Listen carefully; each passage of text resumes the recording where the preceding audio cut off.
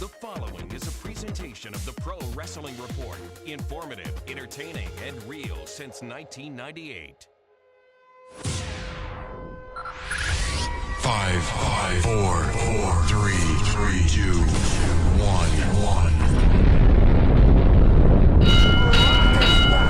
To scratch and major itch. So enjoy your fruity pebbles, you yabba dabba bitch. The God Almighty! They've killed him! And CM Punk, and I am the voice of the voiceless. Be the man. You gotta beat the man. Woo woo woo. You know it. I got okie doke by the Live from the Pro Wrestling Report studios in Milwaukee, Wisconsin. This is Monday Night Meltdown with your hosts, Damian Nelson and David Hero. I'm proud to say we're doing things the Vince McMahon way. That's the bottom line. What? Cause Stone Cold said so. Bringing you all the latest news and views from professional wrestling. Monday Night Meltdown is on the air. Welcome back, ladies and gentlemen, to the Pro Wrestling Report. Monday Night Meltdown. We're live on Monday, February 20th, 2012. Damian Nelson here along with David Hero. And David, before we took that time out, we were talking about WWE Raw and the big announcement tonight, which is that it will be one-on-one at WrestleMania, The Undertaker and Triple H, and what no one expected, the stipulation for the match, Hell in a Cell. An interesting dynamic of dialogue between those two men in the middle of that ring tonight, and ultimately Hunter Hearst Helmsley accepting the challenge of The Undertaker. David, your thoughts?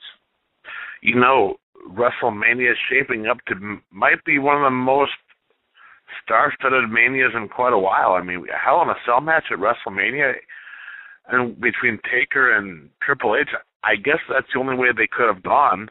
But oh my gosh, I mean, that match is going to be absolutely tremendous. It's their third outing, and a lot of people saying going into this that they didn't want to see this match for a third time at WrestleMania. However, the Twitter feed and the social media feedback tonight appears as if now all of a sudden, due to the addition of this matchup, it could be, and I quote what a lot of people said, the best WrestleMania ever. Really? How did it, is really adding just that stipulation of Hell in a Cell going to put it in that caliber of WrestleManias? Absolutely. It changes everything. I mean, now it's just not your regular match. Now it's a Hell in a Cell. It's the Taker's match. It's Triple H's match. It's the only way that they could. This is the only match that can make the fans happy. The only match, not Rock Cena, not Sheamus, Bryan, not Punk. I'm saying the only match that can keep the fans happy with Triple H and Taker for the third time. Yeah, makes some sense. What I expected, though, before the Hell in a Cell stipulation was added, what I expected was it to be a stipulation of it being The Undertaker's final matchup. It very well could be. I mean, you never know you never know what other stipulations might be added. I mean, it very well could get to that point, but you know what's amazing is everyone's talking Rock and Cena. I think this match here alone now puts them on equal billing of Rock and Cena and it's not going to end the show, but it's going to be, definitely at the top of the card. Another big matchup made tonight on Raw is that for the WWE Championship. It is CM Punk defending his title that he retained last night at Elimination Chamber in Milwaukee at the Bradley Center against the man who won the 10-man Battle Royal tonight, Y2J, Chris Jericho. It's official now, David. Jericho versus Punk in Miami at WrestleMania, one of four matches that we know of for sure that are going to happen at WrestleMania. Yeah, and you know what? We all knew that this match was going to happen. I mean, for me, I would have rather have seen Jericho win the belt last night than let Punk chase him to Miami and then have Punk get it back there. You got to wonder if this is what they had hoped for by bringing Jericho back, because he's been back now since the middle of January. Mm-hmm. Has he really changed the business? Has it gotten better? Has there been more buzz? Has he done anything special, to there hasn't been a payoff yet, and you got to figure that to bring Jericho back is to be used to help get Punk more over, to make him a bigger star. Is that going to happen at WrestleMania? Right now, I'm not too sure what route they're going to go on with that. He did say tonight, though, that it would be, again, the end of the world as we know it, with seemingly, I guess, maybe we're supposed to have forgotten that he said that about the Royal Rumble, going into the Royal Rumble, where ultimately nothing happened as it pertained to Jericho. But that promo that Jericho cut earlier in the night, I feel, had a lot of very, very pointed statements at one CM Punk. Notice Jericho saying now that he is the best in the world at everything he does. Notice Jericho also saying now that he is real. He believes it. He's not just playing lip service. I thought that those comments were very, very specifically pointed at the current WWE champion. Absolutely. I mean, there's a lot of good promos tonight.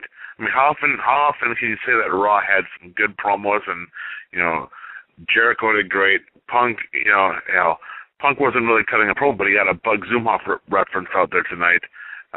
Then you have John Cena and Triple H and Taker. I mean, they are definitely bringing a real gritty, dark fight feeling to WrestleMania. Yeah. One thing, and we're going to talk about this week on primetime television, but one question that's been raised is if you look at the four matches that we know of at WrestleMania, you've got Sheamus and Daniel Bryan. You've got Punk and Jericho. You've got the Rock and Cena matchup, and then you've got Undertaker, Triple H. All right, so you take away some of those names of people who are quote-unquote veterans. You got Triple H, Undertaker, John Cena, and Chris Jericho. So really that leaves four other guys who are sort of being built, or sort of the new breed, I guess you will, or the new era, if you will, in WWE. Some people see that as a problem. We're going to talk about that on this week's episode of PWR Television as to our thoughts of it. But Sheamus and Daniel Bryan, that match made official last night at the Elimination Chamber pay-per-view. Tonight we would see Sheamus in a matchup and get an epic introduction, it sounded like, from Justin Roberts. The winner of the Royal Rumble, the man who won last night, the man who's going to go to WrestleMania to take on Daniel Bryan. Sheamus then defeating by pinfall Mark Henry. Well, you know what, and what else were they going to do? I mean, I don't know why they chose Mark Henry for Sheamus to have his match with. I mean, I'm sure there's some other guys on the SmackDown brand. Well, I'm sure Cody was busy, but I just don't understand why they went with that match. I mean, you want to make Sheamus look strong going into WrestleMania, but he already won the Rumble. He starts beating guys like Mark Henry one week, and you would have thought Wade Barrett, but now that Barrett's hurt, who knows what's happened with him. But you want to have Sheamus get a little bit roughed up on his way to WrestleMania, just so the heel champion Daniel Bryan looks a little bit stronger. You mentioned those injuries, and at least one confirmed or verified injury coming out of that main event Battle Royal matchup. Wade Barrett is in a bad way. Clearly injured immediately after that Big Show tossing, I believe it was Ziggler out of the ring. It looked like Ziggler took the worst of it, hitting his head on the announce table, or inside his face on the announce table. It appears as if it was actually Wade Barrett who took the worst of it. You could see the concern from some of the wrestlers in the ring, and you could hear Wade Barrett in legit pain and legit trouble at ringside as a result of that. It looks like his arm got stuck between the other I watched back the replay, and that was brutal. Yeah. Brutal, yeah. Another super friend down with injury. Well wishes go out to Wade Barrett, and hopefully he's not hurt, or at least something that will be an injury that will take him out of action for a long time, because arguably Wade Barrett's been on an upswing as of late and is just poised to be in some type of matchup at WrestleMania. We don't know which one yet, but hopefully this injury will not take away from that. The other big thing on Raw tonight, David, was the confrontation between Eve and John Cena. John Cena, he overhears Eve saying that she used Zack Ryder because he's an idiot, and that she's going to use John Cena because now everybody's talking about Eve, and then goes into the ring to open up the program. John Cena's having nothing of it. Eve comes out. John Cena calls her skank juice, refers to her and The Rock as scandalous bitches, At one point, Cena looking into the camera saying, "I'm back." This would lead not only from that segment and Hosky segment into John Cena returning later on to run down The Rock. And I will give credit where credit's due. John Cena did a good job in his promo. But David Hero, the question is, why should I believe John Cena being as passionate as he was in the ring tonight when he doesn't look as passionate as he is when he's not being as passionate as he was, if you understand what I'm saying? I kind of smell what you're cooking. I mean, he embraced the hate. I mean, he has the blood is boiling. You know, he has more emotion. It was probably one of the better John Cena promos he's cut in quite a while. It didn't seem, it's probably because he really does feel that way about The Rock. I mean, it's not scripted. I mean, we've all heard that they don't care for each other professionally. Personally, that may be, something completely different. But, John Cena knows that he now has his work cut out for him, knowing that he is going up against a Hell in a Cell match with Triple H and Undertaker. He's got to get as much emotion and investment into his match with The Rock because they're going to need everything under the Tuscan sun to try to, outdo this Hell in a Cell match. Cena did a great job. Let me get that clear. Make that clear, rather. He did a great job, but I don't know. Maybe I tweeted this out earlier. I'm so sick of the "I was there" argument. I showed up. At least I'm here week after week, week after week after week. I'm so sick of that argument because to me it's the weakest of weakest arguments. Because ultimately, if John Cena had the chance as well, I mean, he's gone off and done movies as well and been gone for not nearly as long as The Rock. But he's taking time, quote-unquote, off, as he's saying The Rock has been doing, to do the same thing, yet his movies aren't successful. Maybe that's why I can't get behind it. Maybe that's why it seems as if that hate is unfounded by John Cena, because it looks like a little bit of jealousy for The Rock. Well, it could very well be. I mean, for as much money as John Cena makes, for as many main events as he's been in, when people, talk about Hall of Famers, I mean, yeah, John Cena's definitely a first ballot Hall of Famer. But is he a bigger star than The Rock? And I think at the end of the day, John Cena is threatened by the popularity of The Rock and the love that the fans give The Rock. Now, let's keep in mind, the John Cena era is completely different than the Rock era. If right. John Cena could be the John Cena that when he first started, it might be a completely, different story. But, of course, he had to be PG, whereas The Rock didn't have to be. But let's face it, The Rock is one of the top stars of all time. That is definitely the case. And next week, rather, The Rock will be back on WWE Raw. He'll be live. And I think this could end up being, we've seen some pretty personal conversations between The Rock and John Cena in the past, especially leading up to last year's WrestleMania and somewhat to the Survivor Series this year. But I think things are going to get a lot more interesting next Monday night on Raw when both those men are in the same place, and you got to imagine it's going to be a face-to-face promo between the two of them. And, David, you've said many a time that John Cena can't hang with The Rock. Will it be different next week? Will John Cena be able to hang with the Great One? It's going to be interesting. They almost have to make sure that John Cena can hang with The Rock because they want to make sure that it's going to be a fight that's not going to be one-sided. I mean, for as many John Cena fans that are out there, most of them are all under the age of 12. You know what I mean? So it's up to The Rock to give a little bit to John Cena to make sure he gets over just enough to make it believable that either guy could win.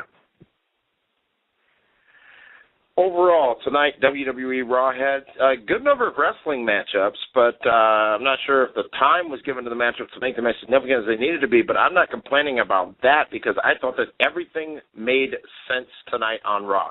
As we said, Sheamus defeating Mark Henry. R-Truth and Kofi Kingston team up to take on Epico and Primo, the tag team champions, and they do get a win over the tag team champions, but the titles were not on the line. David Otunga picks up a win, defeating Big Zeke, Ezekiel Jackson, I think that match was more so done to further the dialogue or the dissension between John Laurinaitis and Teddy Long, as John Laurinaitis is looking to become the general manager permanently of Raw and SmackDown. And I got to tell you, I enjoyed the verbal sparring between those two in the backstage segment. I've always been a fan of Teddy Long, and I think bringing him into this whole story really makes John Laurinaitis look like more of a goof. But, David, I wonder about this, especially last night at Elimination Chamber. John Laurinaitis, is he a big enough goof that he's almost becoming, and I dare use this word, but I can't think of a better one, lovable? Yeah, I mean, I don't know if I would say lovable, but he's definitely doing something different. And then, of course, when you pair him up with Otunga, I mean, there's a reason why Otunga's with him. They obviously see something in him, and not just because of who his wife is, but I mean, the guy's got a great look, and they're going to try to mold him and to make him into a superstar. I mean, they have a Harvard graduate that looks like that. They'd be crazy to not to try to invest in him and make him a bigger star. The Bellas defeated Oksana and Kelly in a quick tag team divas matchup. Daniel Bryan in another quick matchup puts the LaBelle lock on Santino Marella and makes Santino tap out. Daniel Bryan wins. And as we said in the Battle Royal, Chris Jericho winning that to become the number one contender for the WWE Championship. And a couple of injuries, or at least one injury for sure, Wade Barrett coming out of that matchup. Also announced tonight is a new entrant into the WWE Hall of Fame for the class of 2012, and his name is Ron Simmons. Well-deserved for sure, former World Heavyweight Champion in WCW back in 1992, obviously spent time in World Wrestling Entertainment, and has been around for a very long time, came from the University of South Florida, will be inducted into the Hall of Fame in Miami, Florida on April 28th. David, your thoughts on Ron Simmons, being inducted into the Hall of Fame? You know, Ron Simmons is definitely worthy of being in the Hall of Fame. I mean, one of the, you know, he's a top star, and, you know, he's more than just being the first Black World Champion. I mean, the guy could go. He had good matches. And, you know, Ron Simmons, when he was Ron Simmons, was great before he became Farouk. And then he was more of a novelty act at times. But Farouk, I mean, super talented, great matches with Ric Flair, with Vader. You know, you know, when he was in the NWA, you know, then WCW, I mean, he was a star, and he drew money and did well, and he's well deserving. And it's just a shame that the wrestling fans today know him more as the guy that just says "damn" than anything else about his in-ring career. Right, a career that spanned a very long time, and really in its in its entirety. Again, I think it was a very, very important episode of WWE Raw tonight. I think that they really did firmly plant themselves on the road to WrestleMania. Two big matchups announced tonight on Raw, Punk versus Jericho, expected to have happened that way, and Triple H versus The Undertaker, but that was expected as well. But not expected was the fact that it would be a Hell in a Cell match. Let's go to the Raw Roundabout right now and talk to the rest of the PWR team about their thoughts on Raw tonight. And first, we'll go to the man they call Meathead. Meathead, your thoughts on tonight's episode of WWE Raw? Well, we'll talk highlights and lowlights. Obviously, the highlight was the promo. Again, I hope all the guys in the back, when I say the guys, I mean everybody that's not Undertaker, Triple H, Jericho, and, you know, the older talents. I hope they were watching.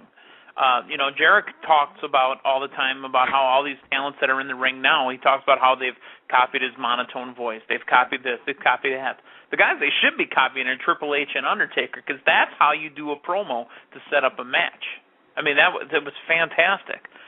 The low light was after what we've seen with Santino Marella, us being in a building last night and hearing, you know, entire building just cheer for Santino. You know, people that are so cynical about wrestling had a mark-out moment. I had a mark-out moment. I wanted Santino to win last night.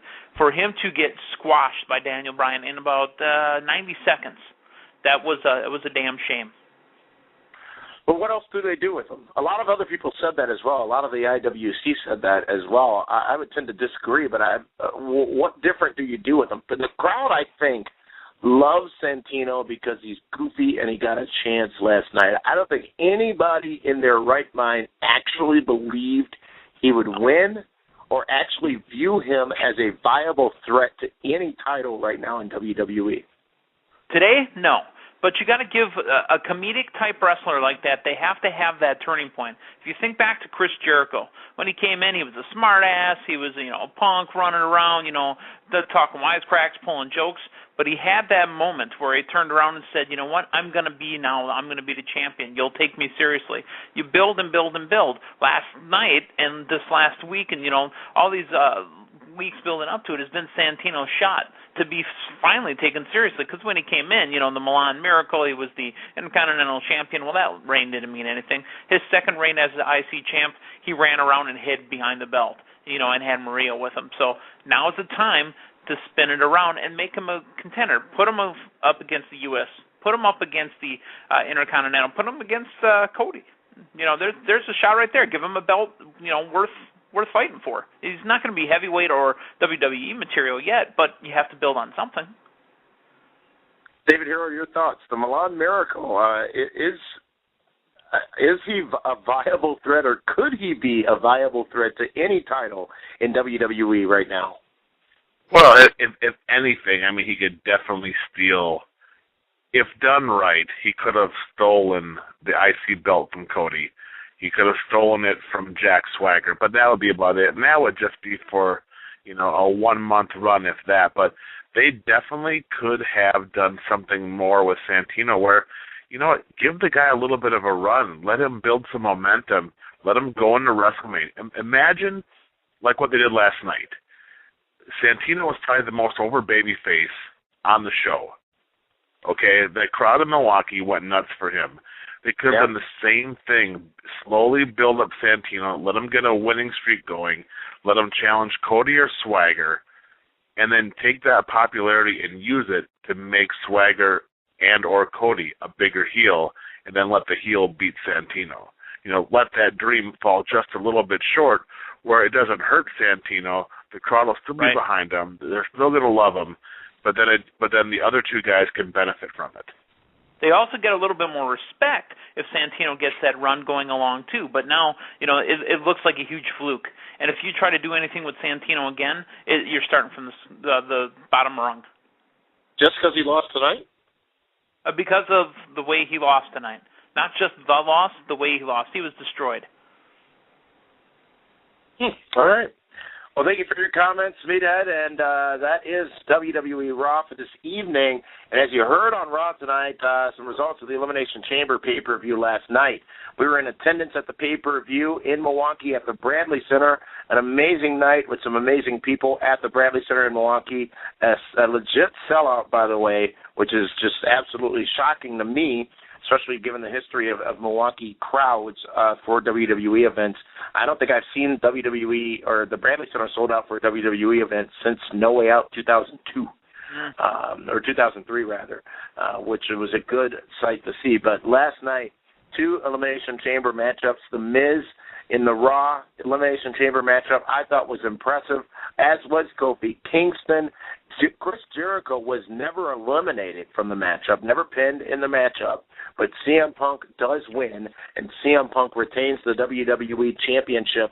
I thought this Raw matchup last night at the Elimination Chamber was very strong, but a little surprised that they started the show off with this particular matchup. David Hero, your thoughts? They had to get things going. They wanted to get the crowd hot, and obviously they didn't want the show to end with controversy in the Elimination Chamber, with by having Jericho being counted out. This way, the entire night, people were wondering, is Jericho really hurt or is he not?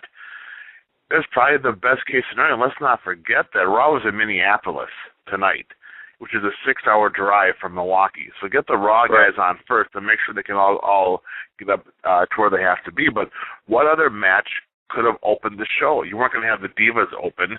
You weren't going to blow Santino and that crowd reaction in the opener. And obviously, Cena versus Kane couldn't open. So amazing to think that CM Punk, Dolph Ziggler, Chris Jericho, and the Raw brand would open a pay-per-view. Linda Kay was also there with us at the Elimination Chamber on pay-per-view. And Linda, what did you think of this opening contest? I think this is the match you still remember, right? Yes. No, it was fantastic. And we watched this match together, Damien, and, being left really puzzled with how it ended, with Jericho not actually ever getting pinned or submitting, but obviously that didn't matter with him winning that Battle Royal tonight. Now getting to face Punk for that title at WrestleMania. But very, very entertaining. I'm very satisfied with them opening the show with the Raw man. I mean, personally, that was what I was looking most forward to at the pay-per-view. They definitely got the crowd going and just started the pay-per-view hot right in Milwaukee. And also the SmackDown Chamber matchup would see Daniel Bryan retain the championship. And it ended, David Hero, this one went just about the same way, be the booker, or the way you said it would go on, be the booker. So kudos to you for that. It ended up with Bryan and Santino as the final two in the matchup. Let's not forget Cody Rhodes, who is endorsed to eliminate the Big Show. But I think the fans, there might have been a few of them, which might be contrary to my statement earlier on. I think there might have been a few of them who actually thought Santino was going to win last night. He was the only babyface in the match with the exception of Big Show. The fans don't care about Khali. Then you have the heels Cody, DBD, Barrett. Santino stole the show, and you could tell by the way they built up the vignettes throughout the night with him training and doing the stairs and drinking the eggs that they were going to put something behind him, and they did. And you know what? It was fun for the fans to get behind him, and obviously you can tell that the fans care about him. And you know what? For a guy that hasn't done much except for being the butt of a whole bunch of jokes for probably the last couple of years, great crowd reaction, and like we said earlier, it's just a shame that they're not going to use this and build off of it to help somebody else get over as a heel. John Cena defeats Kane in an ambulance match. I, for one, was very surprised to see this at the very end of the show, John Cena winning. And while we were all there live, myself, you, David, Linda, and Meathead, Dwayne Williams is joining us as well. And Dwayne, I would venture to say that you watch the show on TV, on broadcast, as a presentation that way. And things tend to be different when you're in the arena versus when you're watching on TV. So, Dwayne, what was the overall perspective on the pay-per-view broadcast? What did you think of the pay-per-view Elimination Chamber last night? I enjoyed it. I mean, I gave it I would say an 8 out of 10. From where I watched it at. In a restaurant here in Baltimore, everyone enjoyed it. Santino was definitely the most over, next to I would say Cena.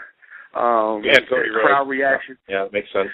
Well, yeah, Cody was in the top 20, yeah. So I mean, I was rooting for Santino. Some believable near falls. I enjoyed the show though. Excellent.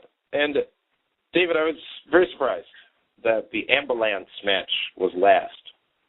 It seemed odd to me on a pay-per-view titled Elimination Chamber that they end with that matchup, and arguably that match wasn't as intense as you may have expected it to have been, and I think ended with a bit of a dud with nothing spectacular happening during the matchup aside from that, I guess, big bump at the end. Well, I think that the crowd was exhausted from Santino. I mean, I don't know how it came across on TV, but at times it was deafening in the Bradley Center. I mean, it seemed like, that sold-out crowd, everybody was behind him, and they thought he may have had a chance. And wow, I mean, the way the show was booked, they had to be last because there's no way you were going to end the show with Daniel Bryan, in the main event of the pay-per-view. Yep.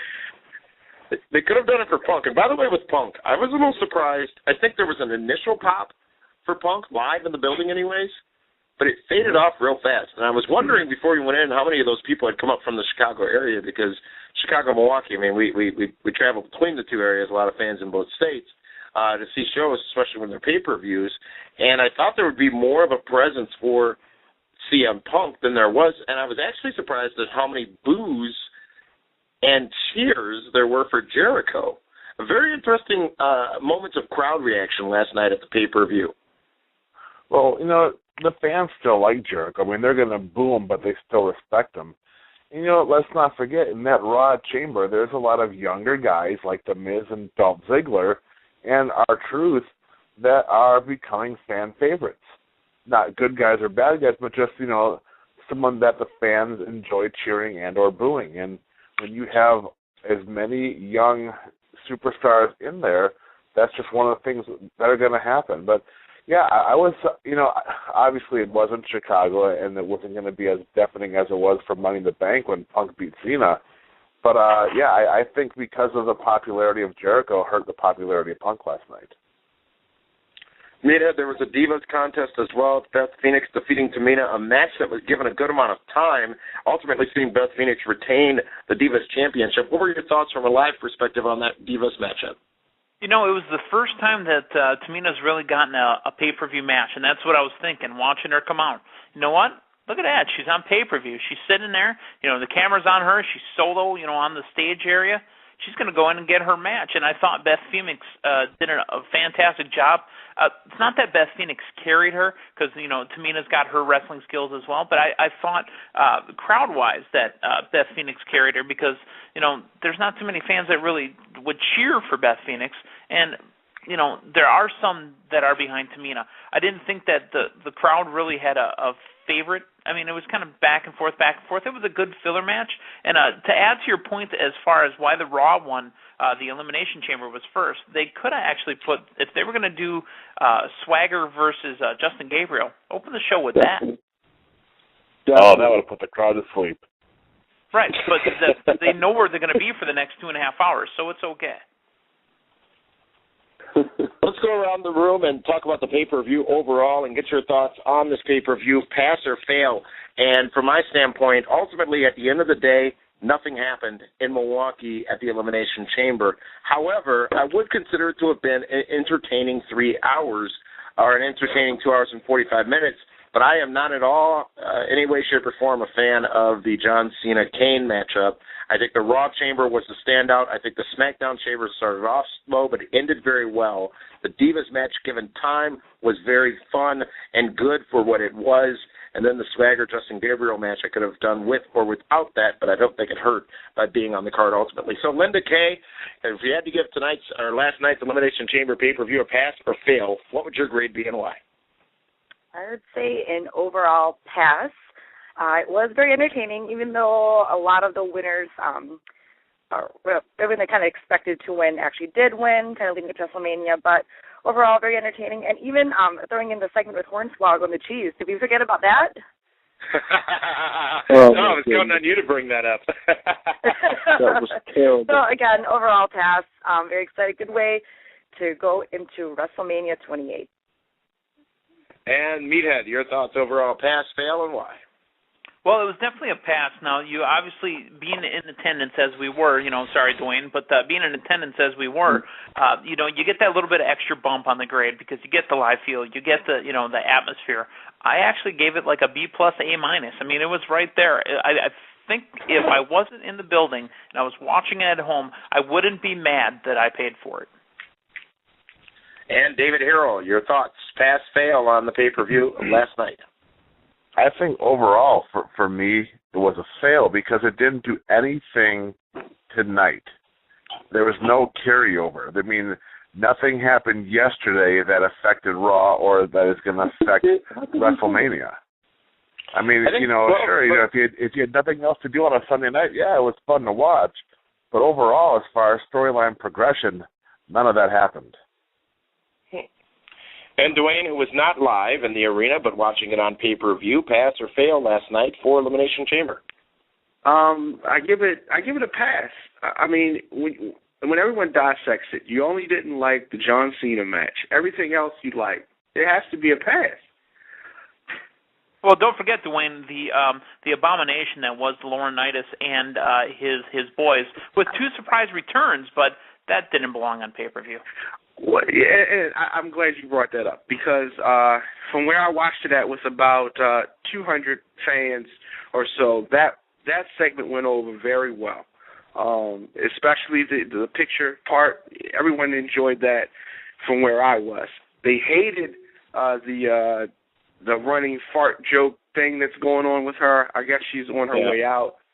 that fell flat. But the Laurinaitis segment went over well. I thought it was entertaining. I would tend to agree. I thought that segment was very entertaining, and the surprise return of Christian and Alberto Del Rio last night. And David Hero, I know that you were a little upset only because you didn't have your scarf in the suite with you. You were looking for it, trying to put it on when ADR came out. You didn't get that intel that ADR was going to be there? I thought maybe he borrowed one of your cars. Hey, I'm spoiler free, man. I can't give away everything. Oh yeah, you're spoiler free. Yeah, you are the definition of spoiler free. That's exactly what you are. Yep. You know what? Yeah, I mean, but you guys are forgetting it was a pay-per-view last night. How much filler did they use? A lot, a ton of way filler. Too much. With you 4 had 5 matches matches and a bonus match, right? Exactly. So I mean, yeah, there were some great moments, good moments.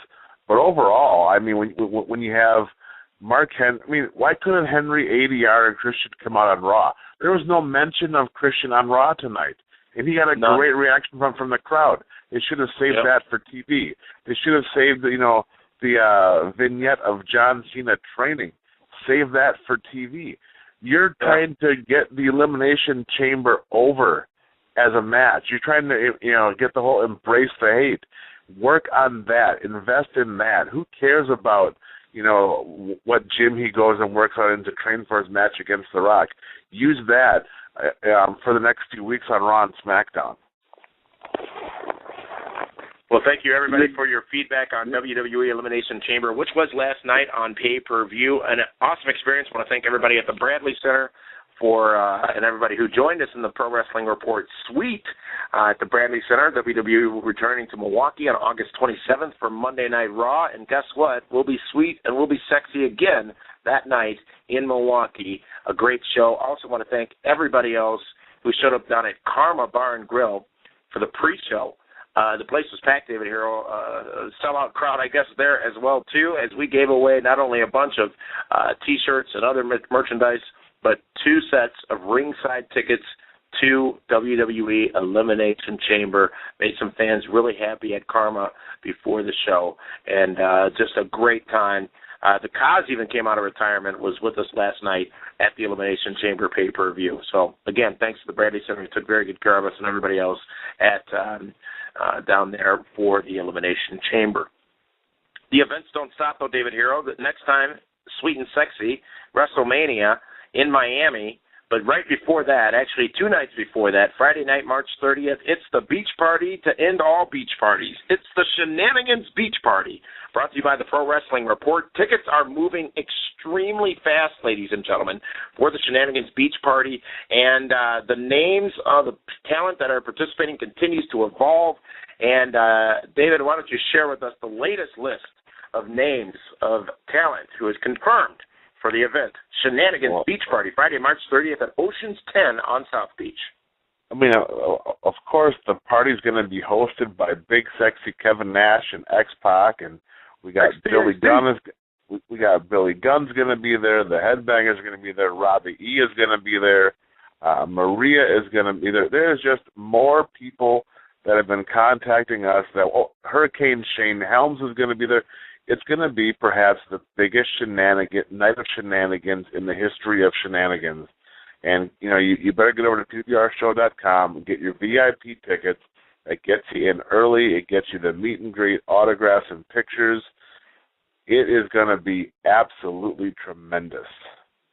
Absolutely. And, of course, as we said, most of those names confirmed. We are still working with Maria, as, of course, Ring of Honor is doing an event that night as well. We're trying to work out the scheduling to ensure she's going to be able to be there for enough time to make it worthwhile. But I understand we're still talking to some other talents who may also sign on and be a part of that party. And one thing's for sure, it's our goal to make sure you get the best event and the most substantial event in Miami on a personal level for WrestleMania. So buy those tickets, get those VIP tickets right now at pwrshow.com. You can also get the general admission tickets as well. But the VIP guests will get in 1 hour before everybody else. That'll start at 7 p.m. for them, and you can come in for a private meet and greet with those stars that were just mentioned before all the general admission people come in. There'll be some additional things available to you as well. And many of you, people from all over the world have ordered tickets for that. And Linda Kay is going to be on South Beach. She's going to be at that party as well. Also, some other wrestling dignitaries will be there as well. You might be surprised at some of the faces you see at the Shenanigans Beach Party. That's Friday, March 30th, 7 o'clock to 10 o'clock. Actually, 7 o'clock start. There's no end time on this party.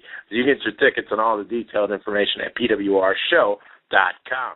We're going to take a time out. When we come back, we're going to throw it over to Meathead and Dwayne to talk a little bit about last week's Impact, and then we're going to enter the phone zone. This is the Monday Night Meltdown here on Blog Talk Radio from the Pro Wrestling Report. Monday Night Meltdown continues after this, live on Blog Talk Radio.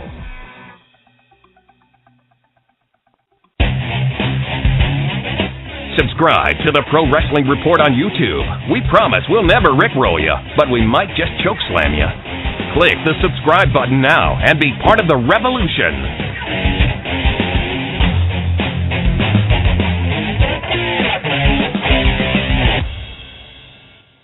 There's only one place to get the latest from pro wrestling, including the only place to get 100% verified wrestling news. PWRshow.com. PWRshow.com, where you'll never find pop-ups or misleading headlines.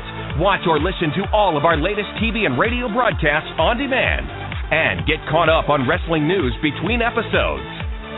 PWRshow.com is the cleanest, friendliest, and most fan-friendly source for wrestling news on the web. Follow us on Twitter for breaking news, live wrestling chat, and pure hilarity. Head over to twitter.com/PWRshow and be part of the conversation.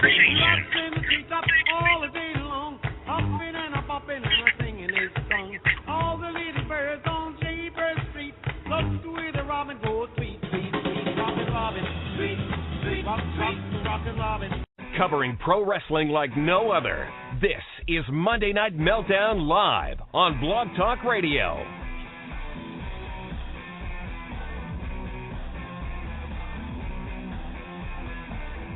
Welcome back to PWR Monday Night Meltdown. We're live here on Blog Talk Radio. It's Monday, February 20th, 2012. I want to thank all of you for joining us all over the world, including the Blog Talk Radio chat room. Several hundred of you now there now, with the conversation going on about several things, including the unfortunate injury to Jesse Sorensen. Big news on him. Apparently he has been released from the hospital and is going to be okay after going through rehab. What could have been a very severe injury, turning out not to be such. So we'll hear more about that as we continue to talk about TNA. We're going to go into the Impact segment in just a minute, but first I want to let you know we won't be going to our SmackDown segment this week, as our SmackDown correspondent Matthew Thomas is a bit under the weather, not able to join us here tonight, but we'll be back next week. So without further ado, let's go to this week's TNA Impact Now it's time report. to get the meltdown on last week's TNA Impact Wrestling, along with a preview of this Thursday's Sudden Impact Radio.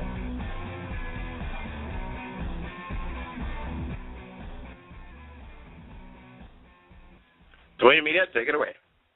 All right. Well, one of the things I thought coming out of Impact this last week, Dwayne, and we talked about it right to open up Sudden Impact, was the fact that, again, a match that was pretty much on the pay-per-view the night before, replayed for free on free television. We had Bobby Roode and we had Jeff Hardy.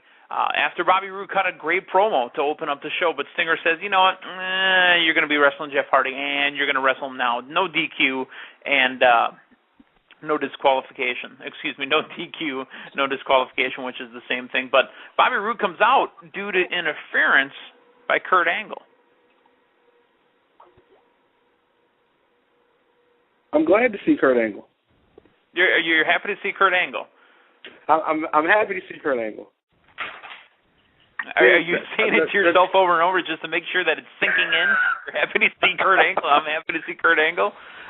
Yeah. Oh, we also, Bobby Roode was kind of bragging about his, again, Dave Hero word shenanigans. I don't like using it, but about his devious way of getting around and, keeping the belt. And, Bobby Roode keeps looking stronger and stronger. Well, they did make a number one contenders match for the World Heavyweight Championship, and James Storm comes out the winner. But, that's fine and dandy. We actually had a Knockouts number one contenders battle royal. This is the first time I've seen a female wrestling match battle royal where you had to go all the way over the top rope and touch the floor. Normally it's just through the ring ropes. Dwayne, have you ever seen that? I've never seen that in any federation. Dangerous for the ladies, I'd say that. They normally give them the shortcut of that second rope. Yeah, but, it had to be done that way because Madison Rayne, who was outside, she walked out of the ring under the rope to go sit outside. The bell was rung with her in the ring. So remember, she said everybody in the ring has got a chance to be number one contender. So, also, hey, our boys who are now the new tag team champions, and we've been hot on these guys for a good month now. Samoa Joe and Brutus Magnus, they look real good. I think they're going to have one more off, if that makes sense. But I see Crimson and I see Matt Morgan basically going at each other afterwards and letting the tag belts go to Joe, who had nothing to do, and Magnus, who was doing nothing either. So I think it's a great move. Absolutely, and my prediction is Matt Morgan is the one to end the so-called streak. You mean the alleged streak? We put up the alleged. the alleged streak. Crimson has never been pinned. He's never lost a match. Hey, ladies and gentlemen, it's Dave Hero. Welcome to the TNA segment, Dave.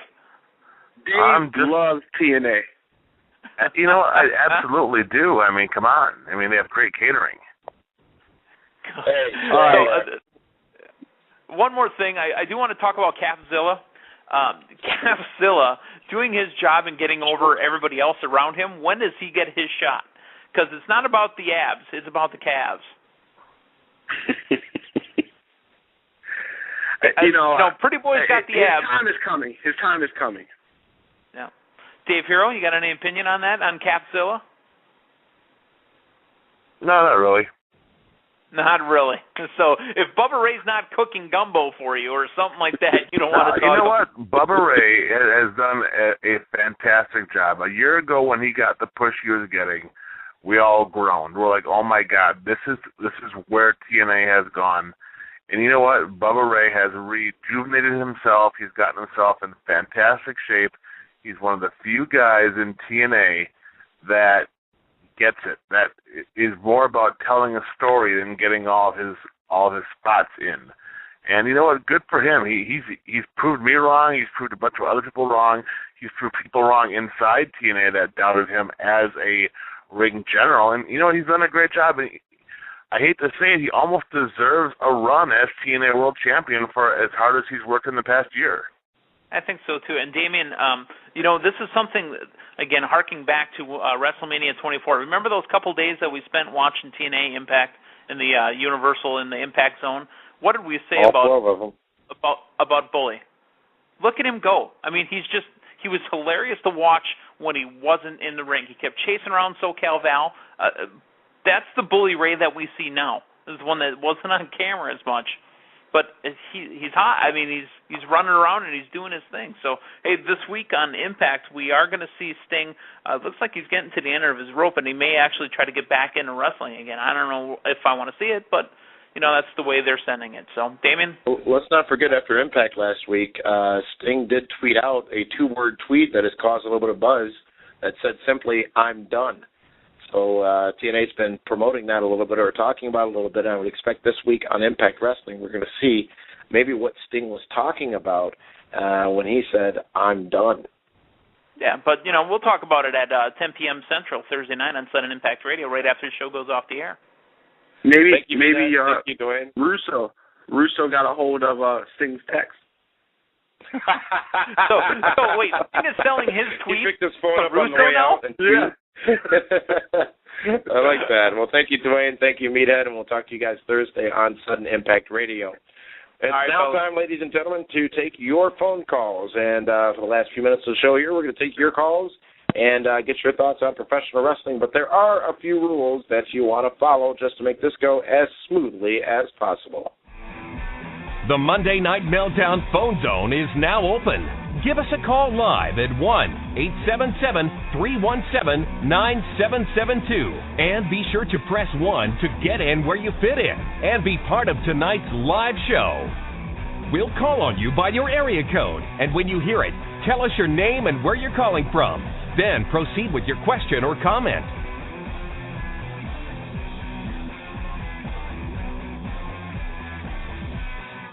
All right, with that in mind, let's go to the phones. David, are you ready to take some phone calls?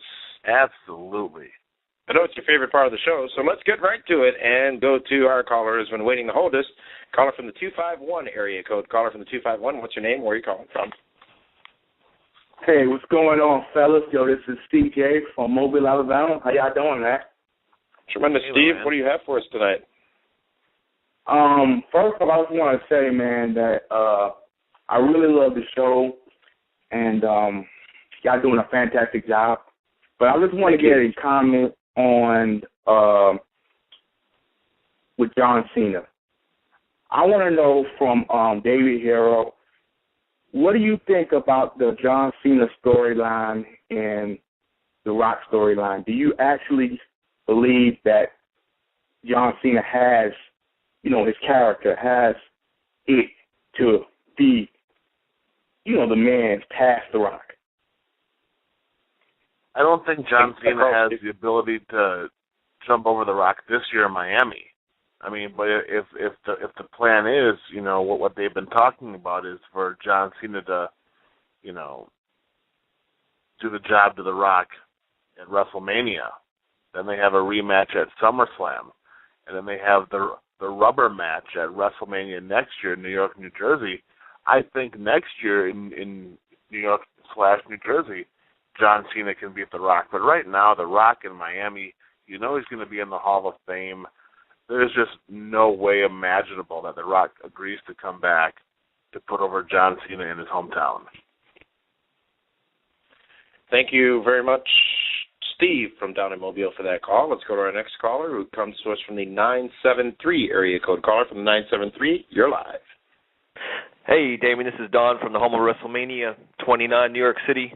Hey.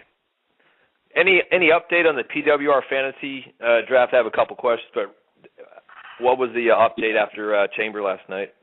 The update has to be that I'm kicking David's tail. I'm waiting for the intern to mail us the result of last night, and I'm wondering, David Hero, why we haven't gotten that yet, because I think you may have intercepted it.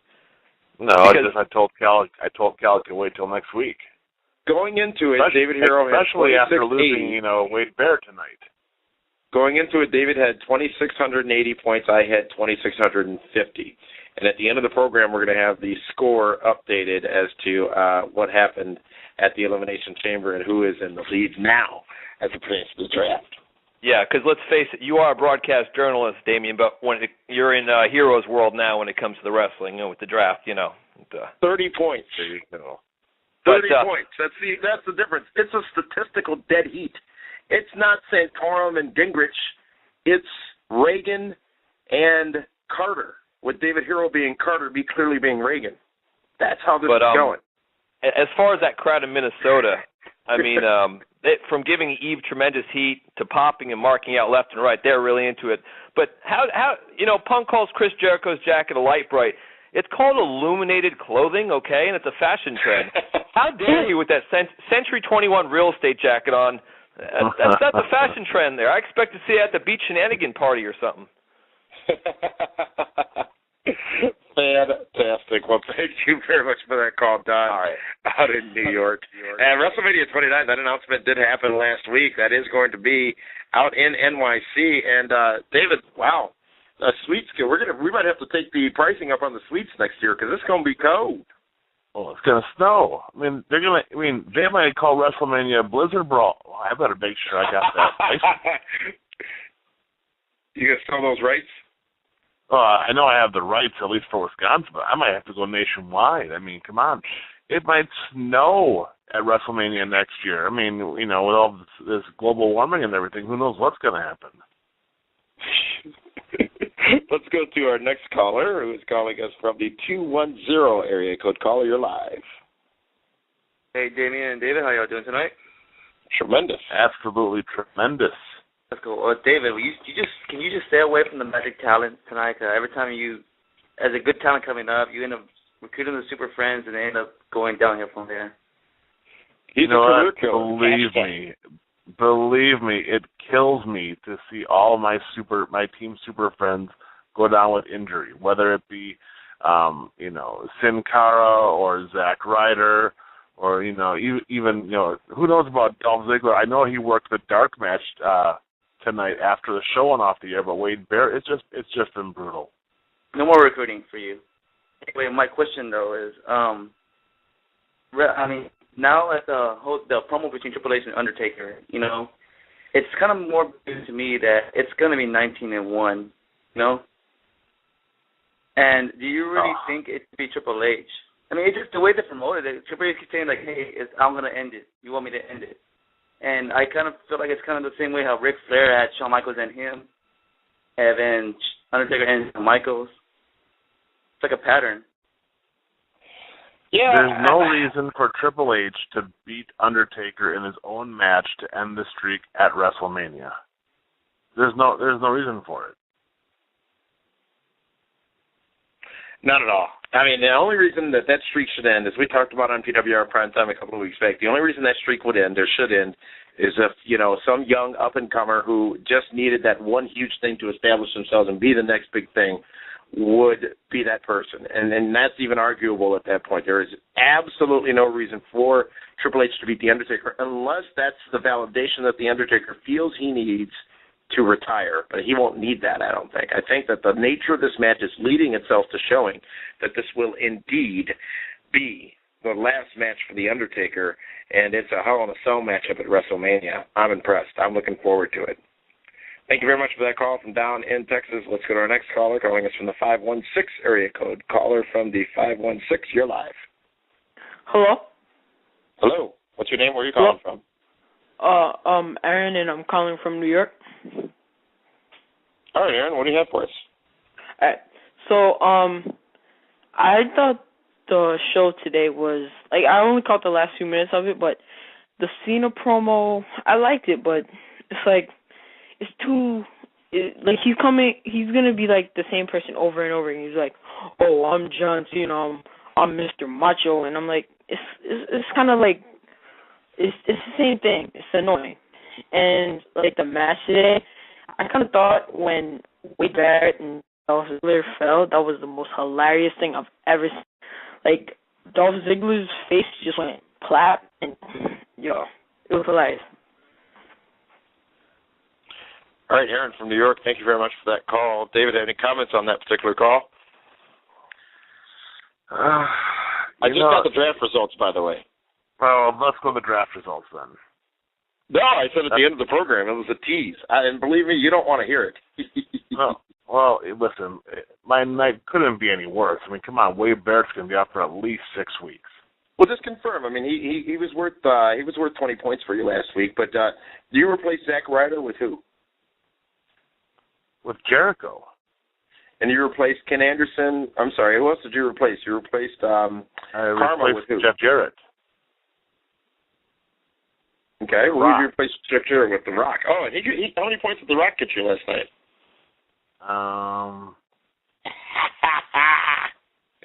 Whoa! Let's go to our next caller, who's calling us from the 901 area code. Caller from the 901, you're live. What's going on, guys? It's T-Sean, the real HBK in the building. Hey, how are you? What's going on, guys? Now I'm about to lay I say 3 things on you guys that I want y'all to marinate on it and give me your input. I've been hearing a lot of feedback, a lot of talk about tonight's segment between Triple H and Undertaker. It kind of seemed like they were calling out somebody.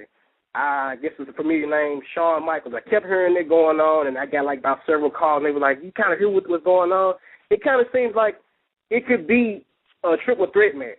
And I wouldn't mind for it to be a triple threat match because I really don't want to see, I'm in that long line of people that don't really want to see Triple H versus Undertaker.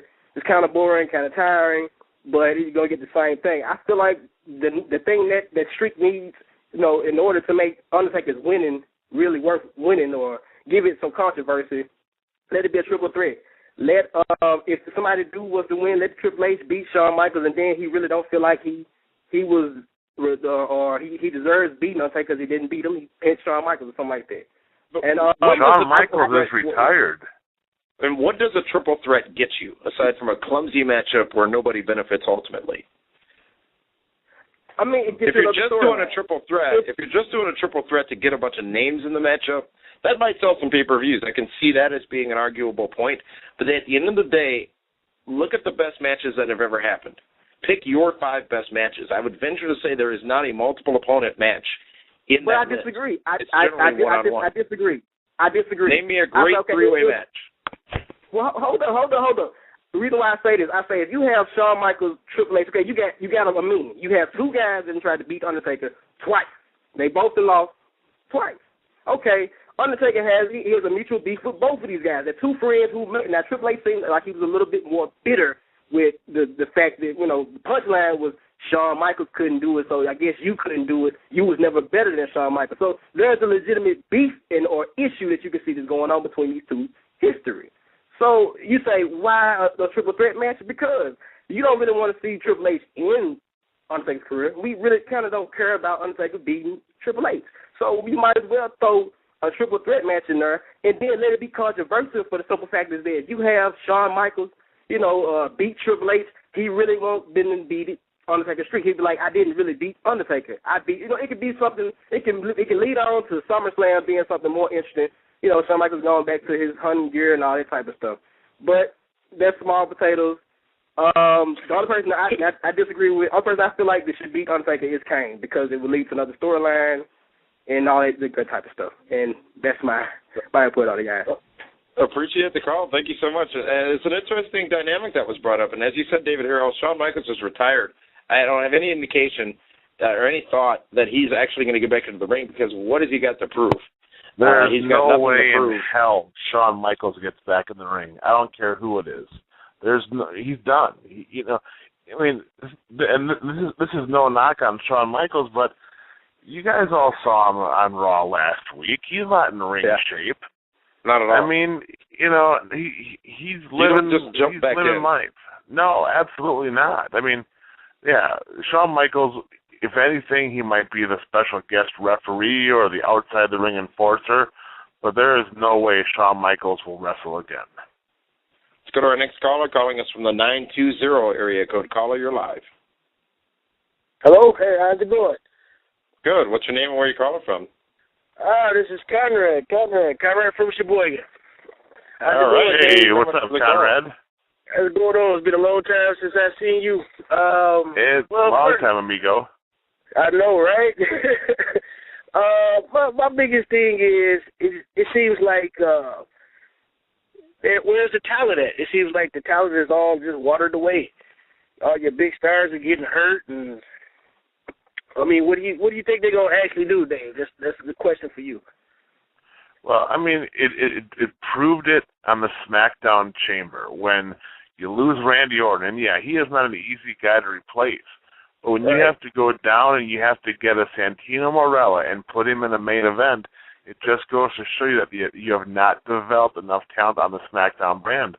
And let's face it, these guys, when Triple H is saying that him and Taker are the end of an era, that they're, the last 2 guys, he's not kidding. He means it. Right now, that company, if you lose John Cena, no matter how popular CM Punk is, can CM Punk carry that company?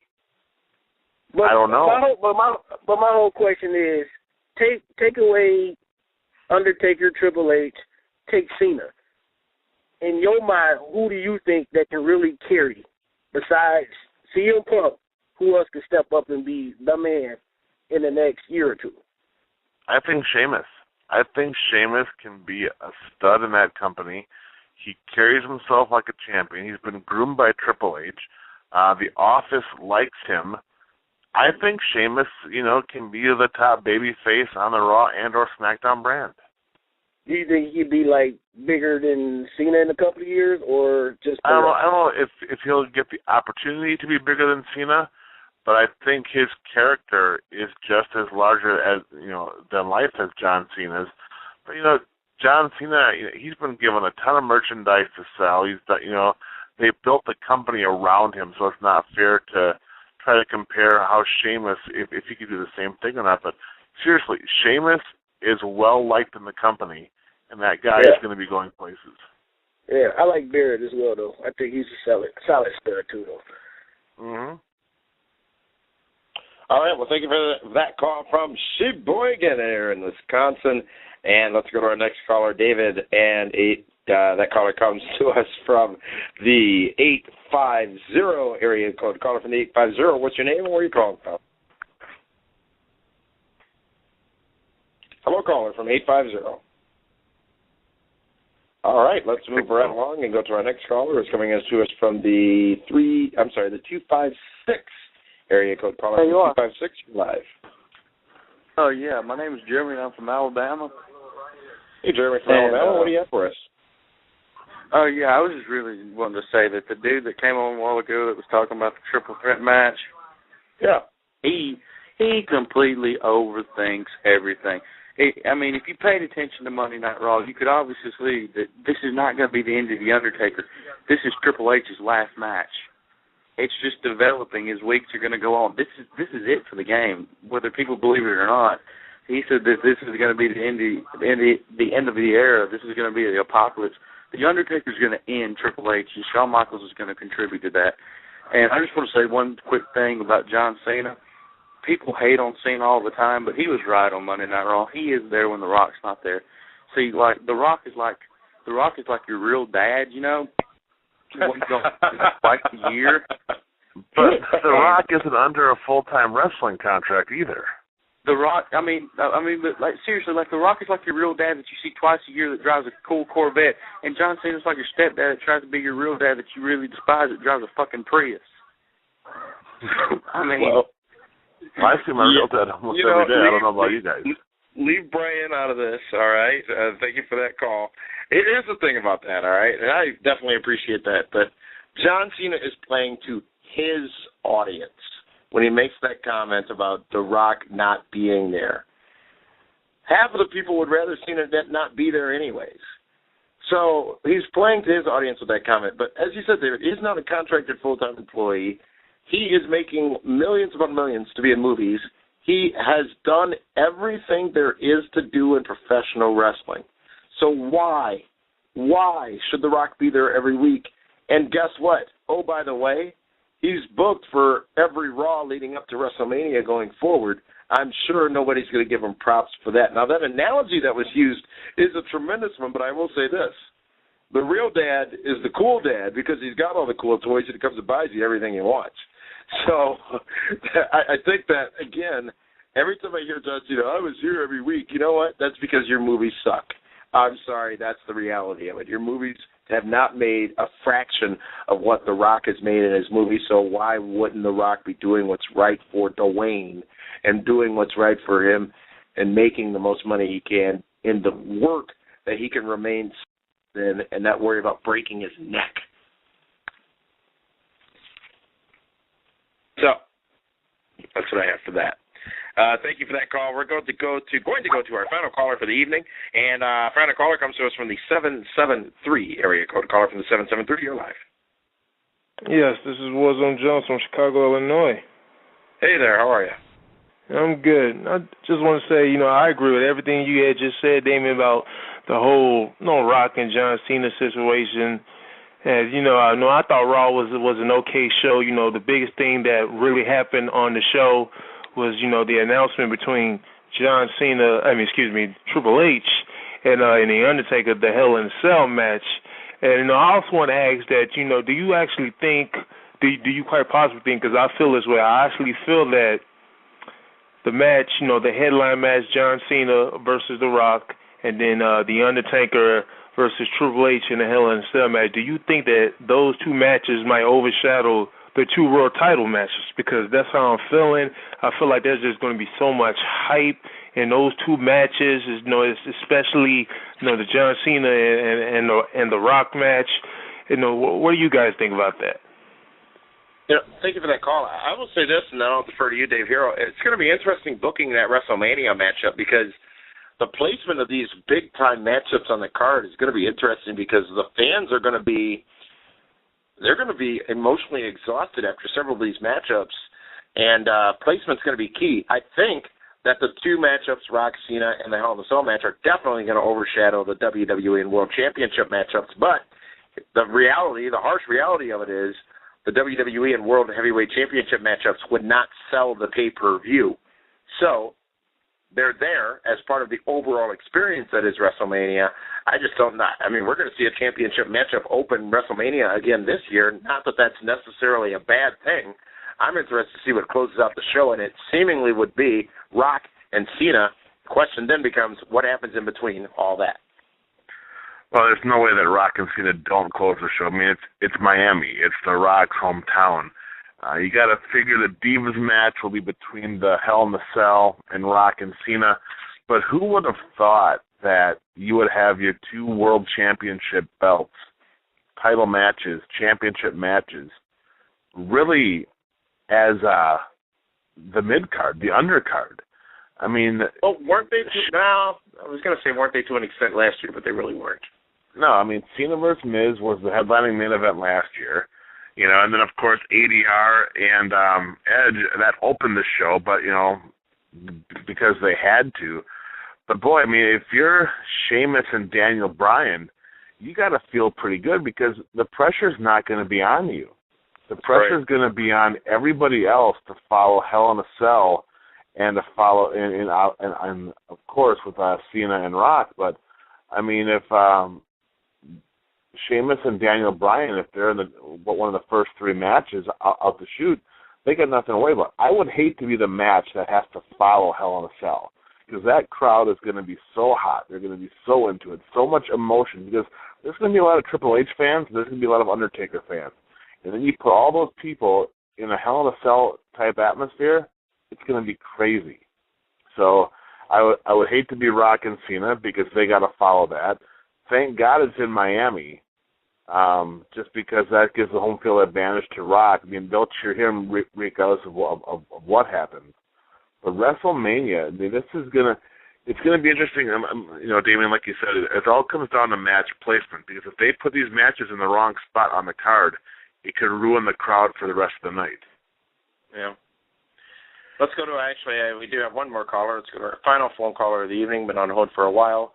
Calling us from down in the 201 area code. Caller from the 201. You're live. What's your name? Where are you calling from? Hi, this is Gabriel Cordero. I'm calling from Richfield Park. Hey, Gabriel. Hey, Gabriel. What do you have for us? Damon, you actually stole my comment. I was going to talk about how ridiculous it is that people hate on The Rock because he left. And, I mean, I agree with you 100%. He accomplished everything there was to do. Today, Cena is a 12-time champion. 7 years ago, The Rock was a 9-time champion. So, I mean, what else did he have to do? Did he have to win more titles? Did he have to end the streak? Did he have to have matches with Batista and Randy Orton? I mean, I got into wrestling because of The Rock. His first title run, Survivor Series, I got into wrestling because of The Rock. And, I mean, he was one of the fathers of the Attitude Era, so I really hate when people hate on him or say that he has to give back. I mean, he gave us the Attitude Era. So and there's a sense of entitlement that some fans have, which is obnoxious at times, because there is this feeling, and maybe it's justifiable in some cases, that The Rock owes the fans for making him what he is, but in that regard, then doesn't Kevin Costner and Matt Damon and Mel Gibson. I mean, just the logic is missing in the argument of why The Rock should be, or why people should be upset that The Rock is not full-time with WWE. Yeah, and neither is Stone Cold. And the times that Stone Cold has come back to, referee these horrible matches with Lashley and Umaga, I mean, Austin's been back, and it's so what? So why do they expect The Rock to come back like every other WrestleMania? It doesn't make sense to me.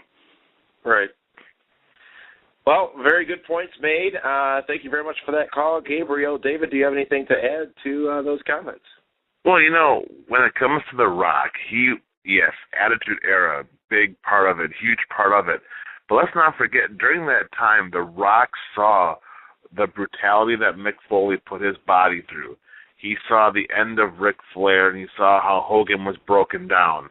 He saw how guys like Bret Hart had retired because of concussions. He saw a lot of his peers, a lot of the guys that he looked up to, beat up, battered, and broken.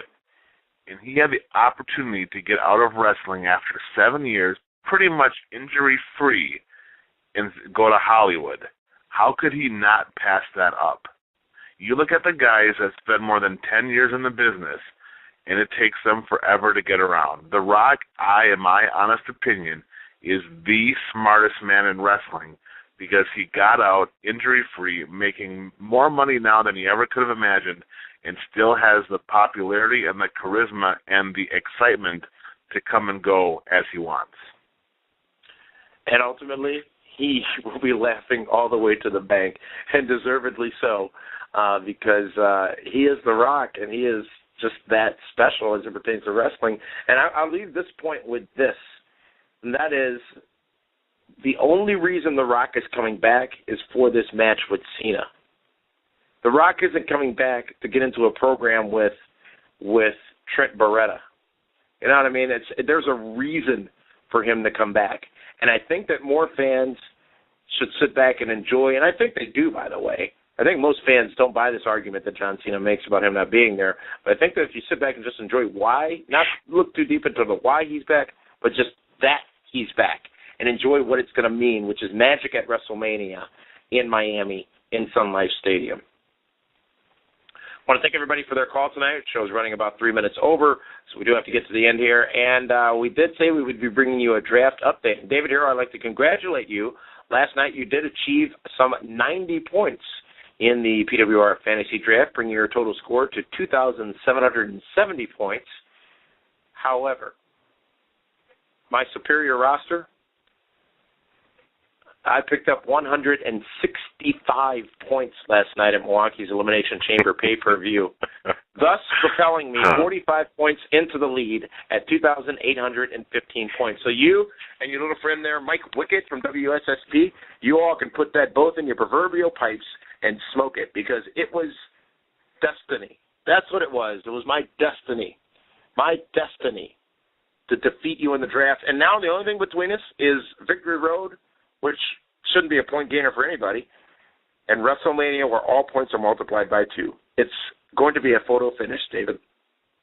It's going to be fantastic, and it looks like I got to pick up somebody else on my battered team because Wade Barrett's going to be out for a little while. Your battered team is for sure, because you've had more, and you're lucky that Frank decided we would no longer do penalty points for roster switches, because you would be down even further with all the different pickups you've had to do for injuries on your team. But whoever loses this is going to get not only an unfavorable start in the 2012 draft, but is going to be the person who at the end of WrestleMania, as we party the night of WrestleMania, is going to have to buy the bottle of Jameson for the PWR staff that night. Oh, that's fine. I'm sure you'll have that on your Amex card anyhow. It'll be fine. Hey, speaking of which, I got a memo about the spending in the suite on Sunday.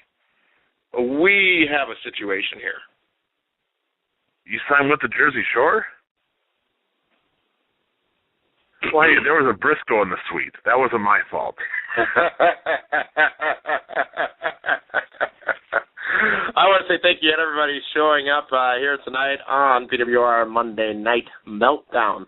We'll be back again tomorrow with a brand new episode of Ask the Booker, David Hero, and then Thursday for Sudden Impact Radio, then Saturday for PWR Prime Time. We've got the second half of our interview with Mr. Wonderful Paul Orndorff, and more. That coming up this weekend on the Pro Wrestling Report Primetime Television. So, for the man they call Meathead, for Matthew Thomas, for Dwayne Williams, and for the lovely Linda Kay and David Hero, this is Damian Nelson saying thank you so much for tuning in here to Monday Night Meltdown on Blog Talk Radio. We'll see you next week.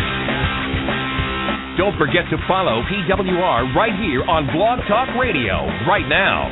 Be reminded of upcoming episodes and never miss Blog Talk Radio's most popular sports show. Follow PWR now.